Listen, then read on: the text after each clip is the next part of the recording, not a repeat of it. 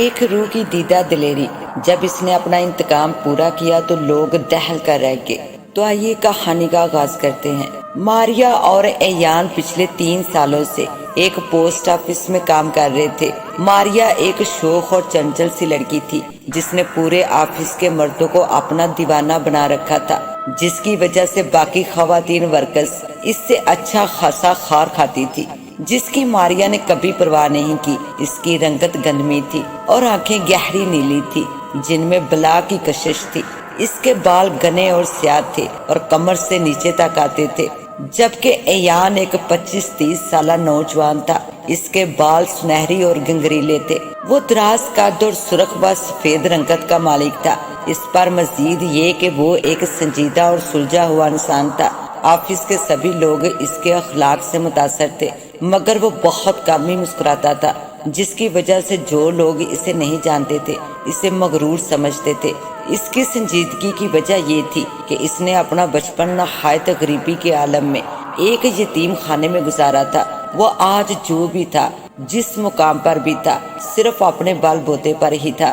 زندگی میں پہلی بار اگر اسے کوئی عورت پسند آئی تھی تو وہ ماریا تھی، جس پر وہ بری طرح فدا ہو چکا تھا۔ وہ بھی اس کے مغرور سے نقوش اور کام گوئی کی اسیر تھی۔ فارغ وقت میں اس کے کیبن میں آ کر گھنٹوں بولتی رہتی اور وہ اس کی باتوں پر مسکراتا رہتا یا مختصر سے جواب دے دیتا۔ وہ وقتاً وقتاً اسے تحفے بھی دیتا رہتا تھا۔ اب تو پورا آفس ان کی محبت کی داستان سے واقف تھا اور انہوں نے بھی اسے چھپانے کی ضرورت محسوس نہیں کی۔ ایان کا ایک ہی دوست تھا، جیک، جس سے وہ اپنے دل کی ہر بات کرتا تھا۔ جیک اور وہ بچپن سے دوست تھے۔ جب وہ دونوں یتیم خانے میں رہتے تھے، جیک، میں ماریا کو شادی کے لیے باقاعدہ پرپوز کرنا چاہتا ہوں۔ ایک شام وہ ایک ساتھ واک پر نکلے تو باتوں باتوں میں ایان نے جیک سے کہا، ارے واہ میرے یار، یہ تو بہت اچھی بات ہے، تو کیا تم نے فلیٹ خرید لیا؟ جیک نے خوش ہوتے ہوئے اس کے کندھے پر ہاتھ مارا۔ نہیں یار، اس کے لیے پیسے جمع کر رہا ہوں۔ ایان ذرا سا افسردہ ہوا۔ سوچ رہا ہوں 6 ماہ بعد اس کی سالگرہ ہے، تب تک میں پیسے بھی جمع کر لوں گا تو اس کی سالگرہ پہ اسے پرپوز کر کے سرپرائز دوں گا۔ وہ مزید گویا ہوا، کیا بات ہے، یقین نہیں آ رہا یہ میرا دوست ایان ہے، تم اتنے رومانٹک ہو سکتے ہو، میں نے سوچا بھی نہ تھا۔ جیک پرجوش ہو گیا اور اس سے مذاق کرنے لگا، جس سے ایان کا چہرہ شرم سے سرخ ہونے لگا۔ اگلے دن ایان جب آفس پہنچا تو اسے غیر معمولی ہلچل کا احساس ہوا۔ آفس میں ایک نیا ورکر آیا تھا جس کا نام جم تھا۔ سرخ و سفید رنگت اور گھٹے ہوئے جسم کا مالک جم غیر معمولی ذہانت کا مالک تھا۔ وہ جلدی سب سے گل مل گیا۔ ایان کو وہ بہت اچھا لگا کیونکہ وہ اپنی باتوں سے سامنے والے کو بور نہیں ہونے دیتا تھا۔ ماریا بھی اس سے اچھی خاصی متاثر نظر آ رہی تھی۔ جم نیو یارک میں اپنے گرینڈ پا کے ساتھ بڑے ٹھاٹ سے رہتا تھا۔ اس کے گرینڈ پا کا اس دنیا میں جم کے علاوہ کوئی نہیں تھا، اس لیے وہ اسے بے انتہا پیار کرتے۔ اس لاڑ پیار نے جم کو بہت خود سر بنا دیا تھا۔ وہ اپنے گرینڈ پا سے کسی بات پر ناراض ہو کر ان کے بزنس اور عیش و عشرت کو ٹھوکر مار کر یہاں آ گیا تھا۔ چند دنوں میں ایان نے نوٹ کیا کہ ماریا اسے اگنور کرنے لگی تھی اور زیادہ وقت جم کے آس پاس رہنے لگی تھی، لیکن اس نے ماریا کی لاپرواہ اور گل مل جانے والی فطرت سمجھ کے نظر انداز کر دیا۔ بہرحال وہ ماریا پر اندھا بھروسہ کرتا تھا اور سوچ بھی نہیں سکتا تھا کہ ماریا اس سے دھوکہ دے سکتی ہے۔ دن پر لگا کر اڑنے لگے۔ وہ ماریا کی بڑھتی ہوئی بے رخی اور بیزاری سے پریشان رہنے لگا۔ اب تو آفس کے لوگ بھی اسے عجیب نگاہوں سے دیکھنے لگے تھے۔ اس سے لگا کہ ماریا اس سے کسی بات پر ناراض ہے۔ جب اس سب کا ذکر اس نے جیک سے کیا تو وہ اسے تسلی دیتے ہوئے بولا کہ ماریا کی سالگرہ میں چند دن رہ گئے ہیں، پھر وہ اسے پرپوز کرے گا تو اس کی ساری ناراضگی ختم ہو جائے گی۔ یہ بات ایان کے دل کو لگی اور وہ پرسکون ہو گیا۔ سالگرہ سے ایک دن پہلے ایان نے آفس سے چھٹی لی اور سارا دن ماریا کے لیے ایسی انگوٹھی کی تلاش میں پھرتا رہا جو بہت خاص ہو۔ اس دوران اس نے ماریا سے کوئی رابطہ نہیں کیا کیونکہ وہ اسے سرپرائز دینا چاہتا تھا۔ رات وہ ٹھیک 11:50 پر ماریا کے گھر سے باہر اس کے کمرے کی کھڑکی کے عین نیچے کھڑا تھا۔ جیک بھی اس کے ساتھ تھا۔ جیک میں یہ نہیں کر سکتا، میں نے کبھی ایسا نہیں کیا۔ وہ جیک کی طرف مڑتے ہوئے منت بھرے لہجے میں بولا، تمہیں کرنا پڑے گا ایان۔ کیا تم ماریا کو سرپرائز دے کر خوش نہیں کرنا چاہتے تاکہ وہ اپنی ناراضگی تم سے ختم کر لے؟ جیک نے اسے حوصلہ دیتے ہوئے کہا۔ تو ایان نے اس بات میں سر ہلایا اور کھڑکی کے ساتھ لگائی گئی سیڑھی پر سرخ رنگ کے غبارے، وشنگ کارڈز اور انگوٹھی لے کر چڑھنے لگا۔ یہ منصوبہ جیک نے تیار کیا تھا کہ ایان رات کے 12 بجے ماریا کے کمرے کی کھڑکی سے کود کر اسے جگائے اور پرپوز کر کے سرپرائز دے۔ اسے یقین تھا کہ ماریا اس طرح بہت خوش ہوگی، کیونکہ لڑکیاں اس طرح کے لڑکوں کو بہت پسند کرتی ہیں۔ اب ایان چاروں نہ چار اس کے منصوبے پر عمل کر رہا تھا، کیونکہ بہرحال وہ ماریا سے بے انتہا محبت کرتا تھا اور اسے خوش دیکھنا چاہتا تھا۔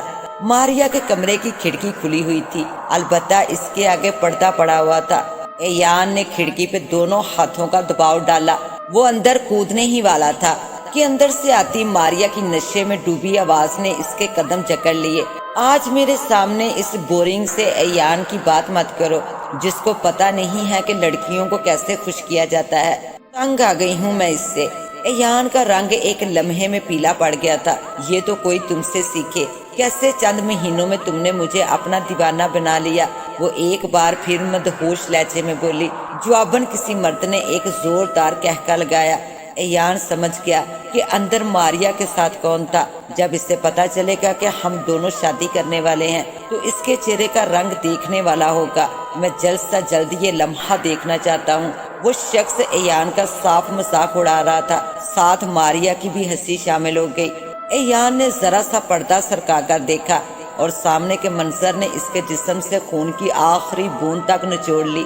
ماریا اور جم نشے میں دھت ایک دوسرے کی باہوں میں دنیا و مافیا سے بے خبر مدہوش پڑے تھے۔ اس نے ایک نظر ہاتھ میں تھامی چیزوں کو دیکھا اور واپس نیچے اترنے لگا۔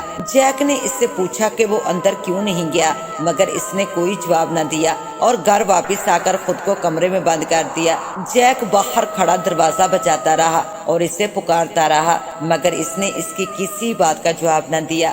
اگلے دن آفس میں ماریا اور جم نے ایک دوسرے سے شادی کا اعلان کیا، جس پہ چند ایک لوگوں کے علاوہ کسی نے خوشی کا اظہار نہیں کیا۔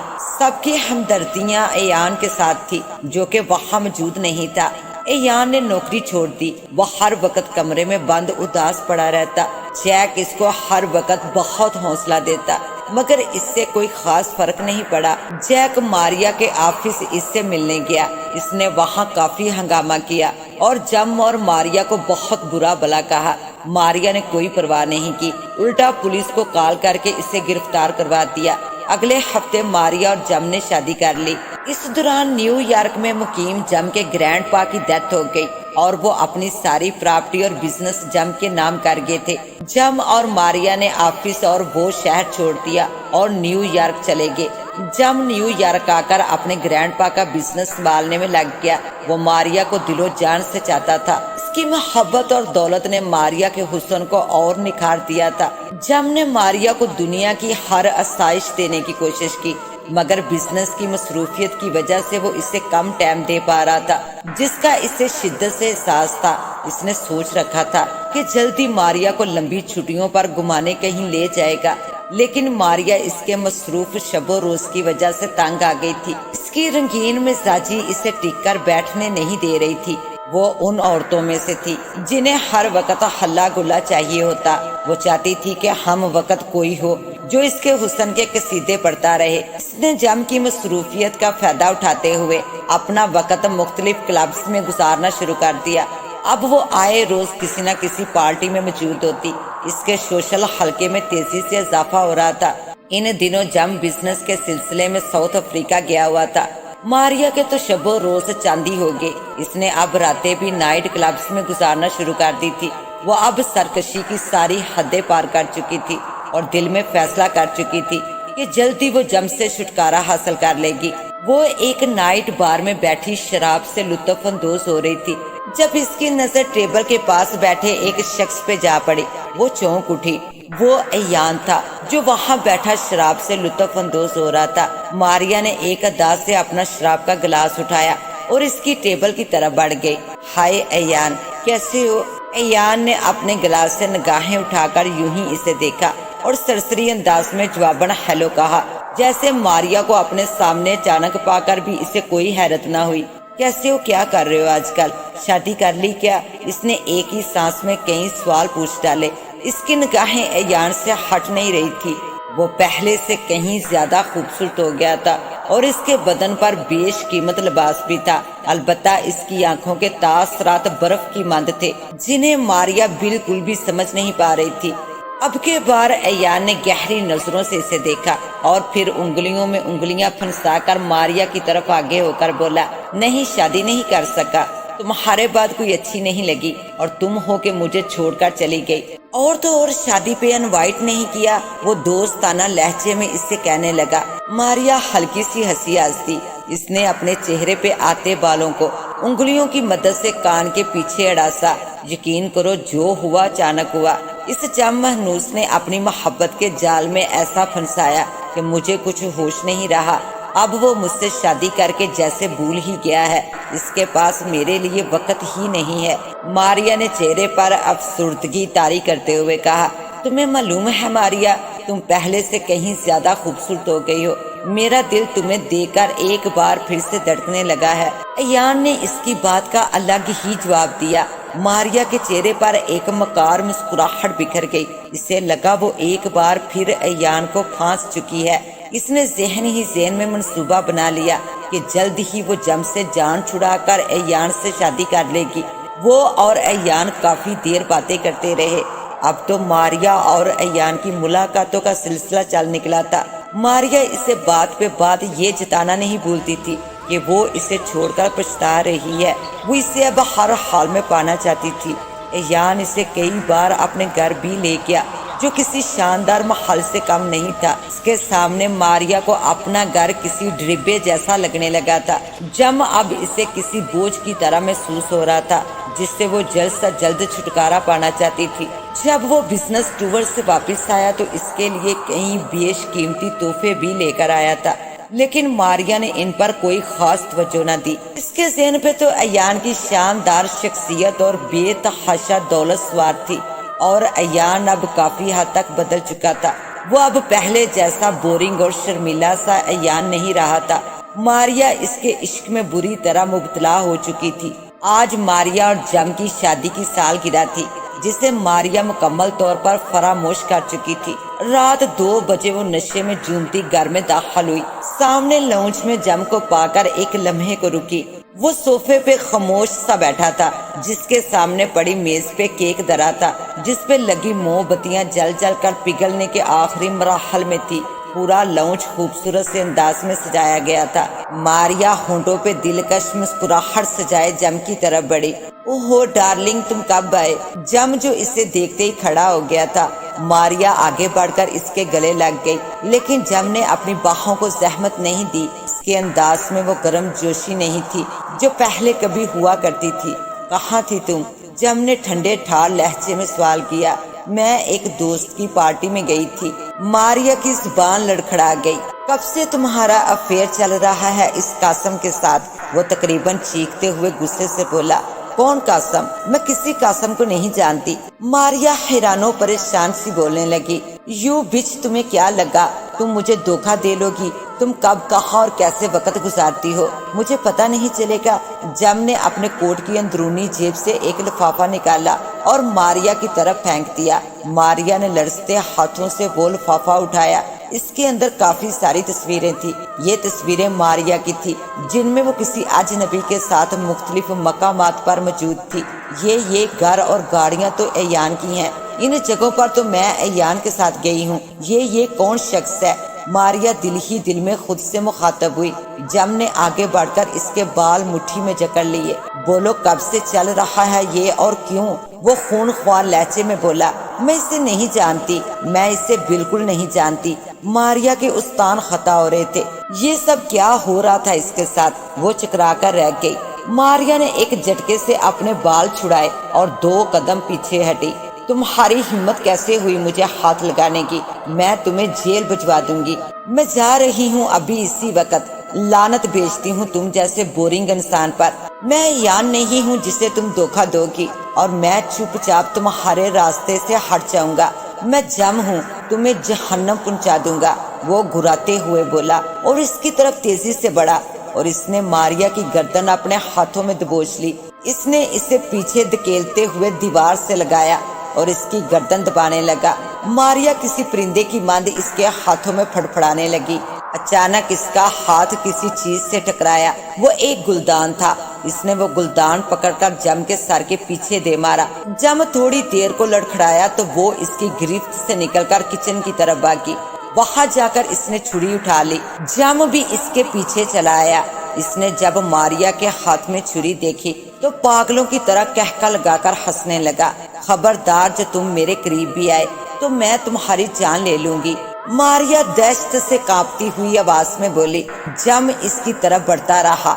मारिया ने पूरी कुव्वत के साथ छुरी इसे मारने की कोशिश की, मगर जम ने इसका हाथ पकड़ लिया और इससे छुरी छीनकर मारिया को नफरत से पीछे की तरफ धक्का दिया। मारिया का सर डाइनिंग टेबल के एक कोने से बुरी तरह टकराया। खून की एक पतली लकीर इसके माथे से बहती हुई गर्दन तक आ गई। वो अपने चकराते हुए सर को थामकर अभी सीधी ही हुई थी कि जम ने इसका बाजू पकड़कर छुरी इसके पेट में गोप दी। मारिया की आंखें फटी की फटी रह गई। जम दीवाना वार इसके पेट में छुरी गोंपता रहा, यहाँ तक कि वो बेजान होकर जमीन पर गिर पड़ी। इसका बेजान वजूद आड़ा तिरछा सा डाइनिंग टेबल के पास पड़ा था। खून फर्श पर तेजी से जमा होने लगा। वो एक चीख मारकर उठी। इसने दीवाना वार अपने पेट को टटोलना शुरू कर दिया। वहाँ कोई जख्म ना पाकर इसने सुकून का सांस लिया। साइड टेबल पर पड़े जग को उठाकर इसने मुंह से लगाया और गटागट पानी पीने लगी। ओ खुदाबंद, कितना खौफनाक ख्वाब देखा मैंने। इसने बालों में हाथ फंसाकर खुद को रिलैक्स करने की कोशिश की। जम मुझे कभी नहीं मार सकता। मारिया ने जैसे खुद को यकीन दिलाने की कोशिश की। इसने उठकर शावर लिया और तैयार होकर अपने लिए कॉफी बनाने के लिए कमरे से बाहर निकल आई। लॉन्च में वही गुलदान नीचे गिरकर टुकड़े टुकड़े हुआ पड़ा था जिसे इसने ख्वाब में देखा था। वह हैरत ज़दा सी इन टुकड़ों के पास बैठ गई। चंद पल वो इसके टूटने के असबाब पर गौर करती रही, लेकिन जब कुछ समझ न आया तो कंधे उचकाकर उठ खड़ी हुई और किचन की तरफ चल दी। अंदर के मंजर ने इसकी रूह ना कर दी। सामने डाइनिंग टेबल के पास जम की खून में लथपथ लाश आड़ी तिरछी पड़ी हुई थी, बिल्कुल वैसे ही जैसे इसने ख्वाब में अपनी लाश को देखा था। वो बदहवासी होकर जम की तरफ लपकी। इसके माथे पर हूबहू वैसा जख्म था जैसा ख्वाब में मारिया ने अपने माथे पर देखा था। इसने जम की पीठ में गड़ी छुरी को ताकत लगाकर खींचा और फटी फटी निगाहों से छुरी को देखने लगी, क्योंकि ये छुरी भी इसके ख्वाब वाली छुरी जैसी थी। रुक जाओ, जरा सी भी हरकत की कोशिश मत करना मारिया, वरना मेरी गोली तुम्हारा बेजा उड़ा देगी।